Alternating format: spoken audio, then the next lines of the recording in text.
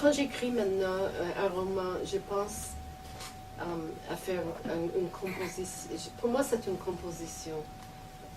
Même la narratrice est une composition. J'aime beaucoup l'idée de Kittler que j'ai citée. Je trouve cette image, et ça fait longtemps que je connais cette image, mais je la trouve tellement belle avec l'aiguille de la gramophone qui trace la... Tu sais, quand le bébé est nouveau, là, c'est pas tout à fait fermé, puis ça ferme, et puis là, ça laisse une ligne, chacune à sa ligne, si tu veux. Puis pour moi, c'est comme plus comme un mouvement sur cette ligne qui ramasse toutes les petites parties qui forment cette ligne-là, ou qui essaient de ramasser tout ça. Donc, les choses... ça peut être les choses de la mémoire, ça peut être... Mais... Et des fois, c'est très conflictuel, comme les notes en bas de page dans les obituaries, et même la voix de la partie lesbienne de la protagoniste. Et la voix est très... elle cherche des conflits partout. Je sais pas si c'est un trait ou quoi, mais elle aussi, puisqu'elle cherche justement les conflits, elle s'en va chercher les archives vraiment racialisantes des gouvernements par rapport aux autochtones. Je veux dire, il y a des petits bouts de conflit, mais ce n'est pas le grand conflit qui est le sujet de conversation d'héroïne, où vraiment c'est l'amour qui est le conflit en même temps, parce qu'elle ne peut jamais être québécoise, et puis elle le veut un peu, je crois, puis... oui.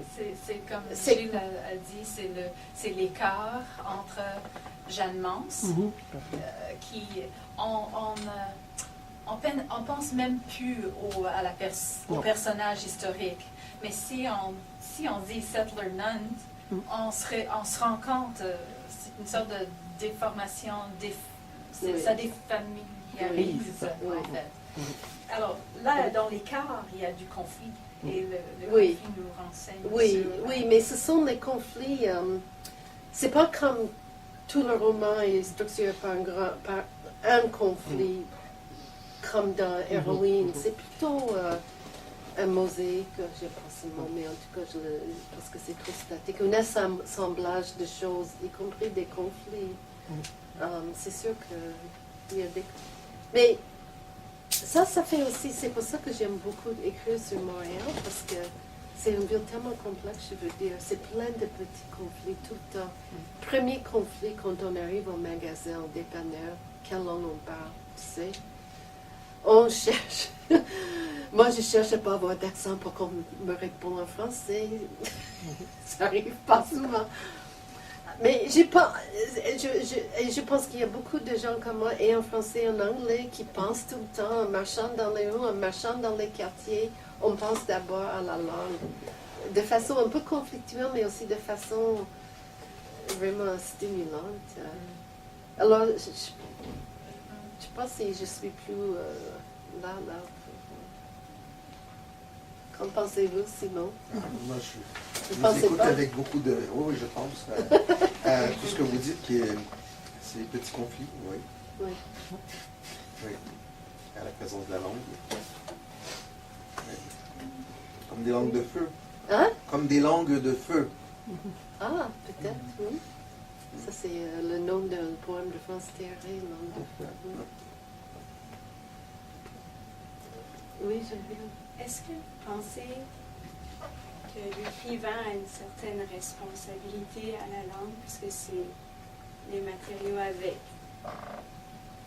Ben, c'est son métier, c'est la langue, enfin. Donc, si on laisse la question identitaire de côté, est-ce qu'on se libère de cette responsabilité-là? Ou comme vous disiez au début, ou tout à l'heure, le poster child, c'était trop. Oui. Puis l'idée d'un pont, c'est pas nécessairement une des responsabilités du métier de l'écrivain, disons. Oui. Puis est-ce que vous pensez jusqu'à un certain point qu'on transcende cette relation-là, le binary, cette dualité-là, les deux langues.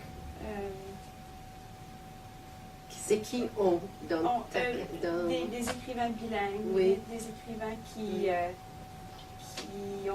expériencent certaines cohabitations linguistiques d'une manière ou d'une autre. C'est drôle que vous posez cette question parce que ce matin, je ne sais pas pourquoi, mais je pensais à Gérald Leblanc, et bon, qui est un écrivain qui fut un écrivain acadien, mais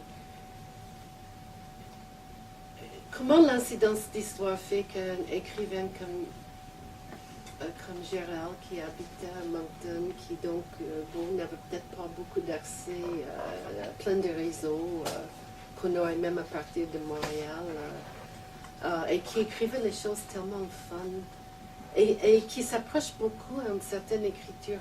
Je suis sûre que certains de ses livres seraient très appréciés dans certains milieux américains, mais on ne le connaît pas, probablement on ne le connaîtrait jamais, tu sais.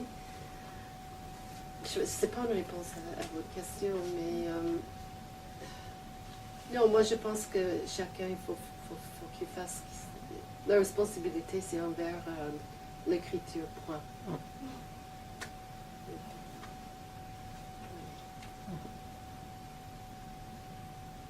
Si on n'est pas fasciste, on ne serait pas fasciste dans son...